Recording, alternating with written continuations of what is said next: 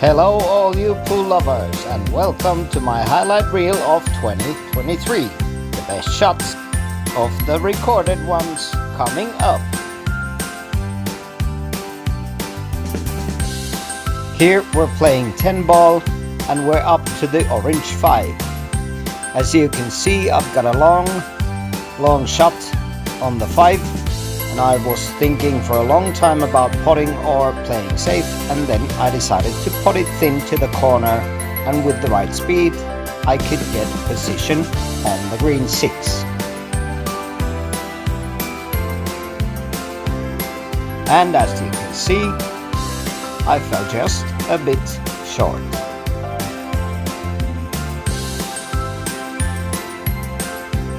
And this is 10 ball still. And as you can see, I played a bad positional shot, which left the brown 7 covered by the yellow 9. And here, looking at it, I decided to try and pot it off the rail. And here I'm measuring that shot, and I need to play it with a lot of touch, with a bit of swerve.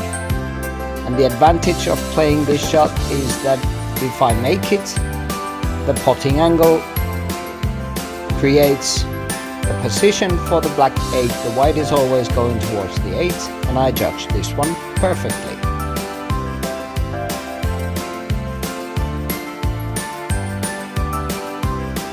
This is 8 ball and I'm playing stripes. My opponent has only the black 8 left, and my cue ball is up the table next to the red ball, and I have this yellow ball down here. And I spend a good 2 minutes thinking about what to do here. There is not really a safety here, so I decide to go full on attack and nominate the yellow 9 to the corner where the black is. The black is covering almost half of the pocket, so I need a really good precise shot here, and I pulled it off well with position on my last ball as well.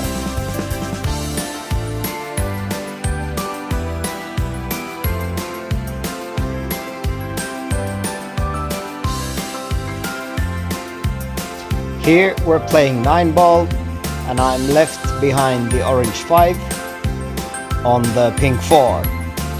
And I decide to pot it off the rail, off the bottom rail here, and play it with speed, so this way the white will travel 3 rails around the table and possibly land with position on the orange 5.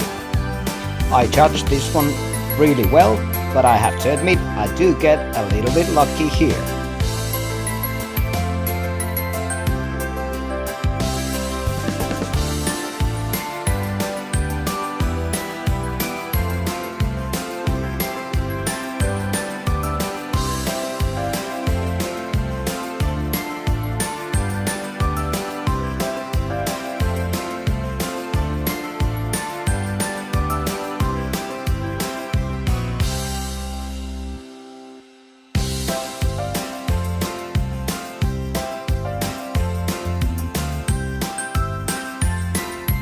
This is 9 ball, and I don't remember if this was after the break or not, in other words, if I could push out or not, but I decided to attack the one from the side rail, because if I hit it and it doesn't go in, it might end up, the white might end up behind the 2, and if it goes in, the position on the 2 is likely.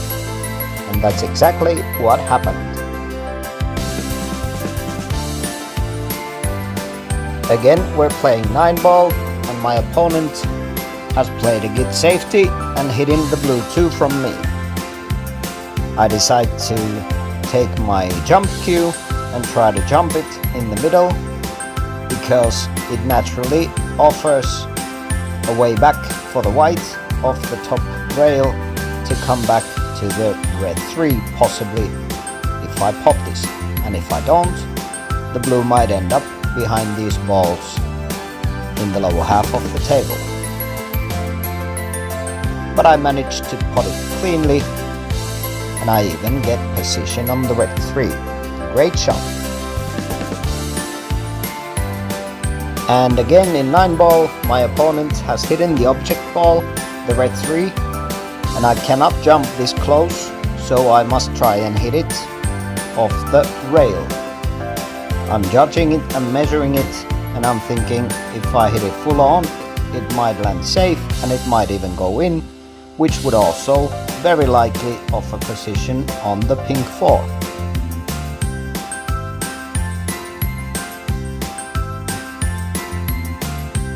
Good job.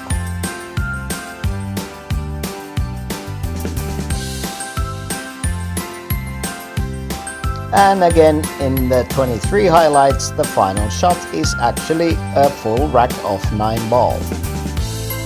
This rack is one where I make some good decisions and I make a bad decision as well. I don't pay enough attention, but I end up playing really good shots. And here's the first of them after the break. No chance of attacking, and I decide to play safe, and I managed to play a really difficult safety.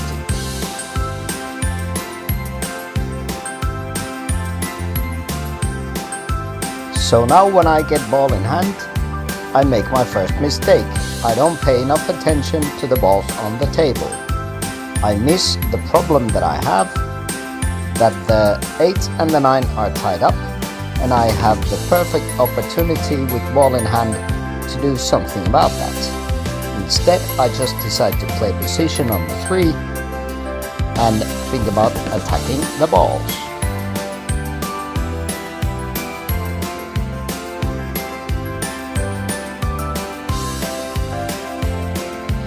And now that I come to the lower half of the table, I start realizing what I've done, that I have a huge problem. The 8 is really difficult to put in the middle, into the right middle, as the only pocket it's available to. So I start ranting about it and talking about it and thinking about it and blaming myself for not thinking straight. And then I move on and try and find a solution to the problem in some other way.